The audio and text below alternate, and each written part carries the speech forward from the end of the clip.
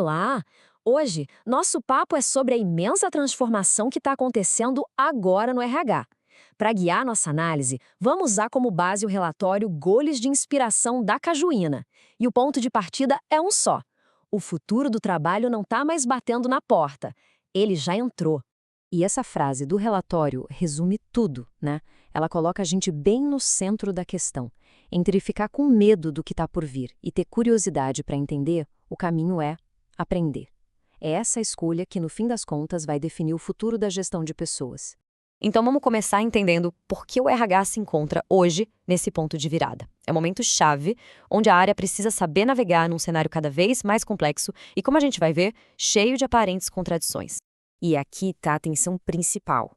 De um lado tem esse encantamento todo, sabe? A promessa da tecnologia de otimizar, de revolucionar o trabalho. Mas do outro lado bate a insegurança.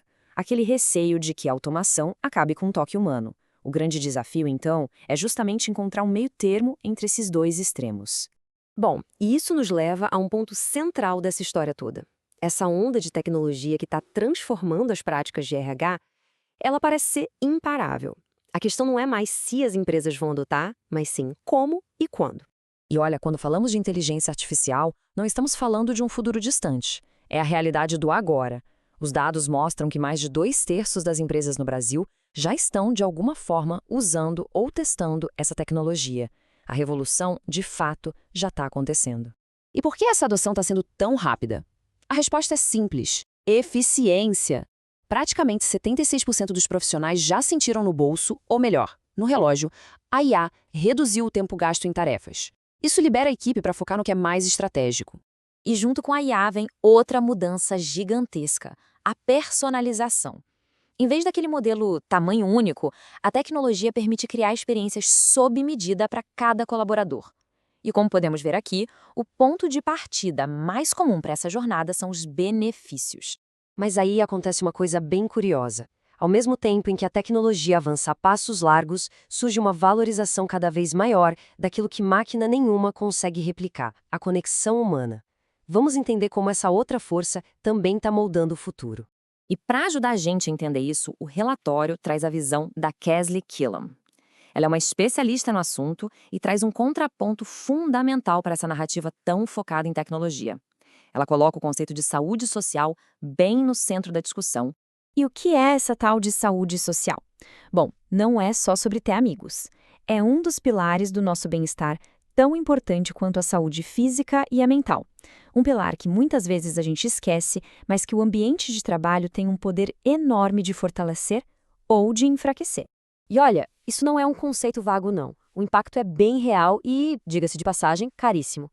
A falta de conexão custa para a economia americana, por exemplo, 406 bilhões de dólares por ano. Esse prejuízo vem da perda de produtividade, de gente faltando, da alta rotatividade. Ou seja, investir em saúde social não é só legal para as pessoas, é fundamental para os negócios. E essa estatística aqui da Kesley Killam ilustra isso de uma forma brilhante. Uma pessoa que tem um grande amigo no trabalho pode ser até 7 vezes mais engajada. Pensa só. Isso conecta diretamente os laços humanos a uma das métricas mais importantes para qualquer empresa: o engajamento. É um resultado direto, poderoso.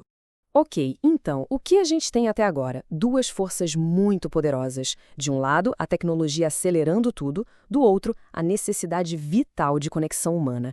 É na união desses dois mundos que o futuro do trabalho está sendo de fato construído.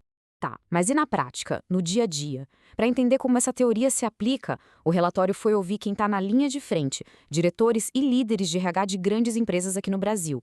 As visões deles mostram como esse desafio está sendo encarado de verdade. A Lívia Moraes, da Panvel, define a missão de um jeito muito direto. Ela coloca o RH como o guardião do fator humano, garantindo que, mesmo num mundo focado em resultado, as pessoas não fiquem para trás. O Fábio Santana, da Arcos Dourados, reforça essa ideia do equilíbrio. É quase como uma dança, né? Uma dança delicada entre as metas da empresa, que são pragmáticas, e as realidades, as emoções e as necessidades de cada indivíduo. E o Rafael Arroio, da Amazon, traz uma perspectiva que olha para o futuro. A tecnologia não precisa ser uma ameaça. Pelo contrário, ela pode ser uma ferramenta para nos aumentar, para nos tornar profissionais ainda melhores, ainda mais inteligentes. Resumindo tudo isso, o que surge é um papel totalmente novo e estratégico para o RH, o de ser uma ponte. A área que garante que a busca pela eficiência da máquina não apague a empatia, o propósito e o cuidado que definem, no fundo, o que é o trabalho humano. No final das contas, essa análise toda é um convite. Um convite para que cada profissional pense sobre qual é o seu lugar nessa paisagem em transformação. Onde cada um de nós se encaixa nisso tudo?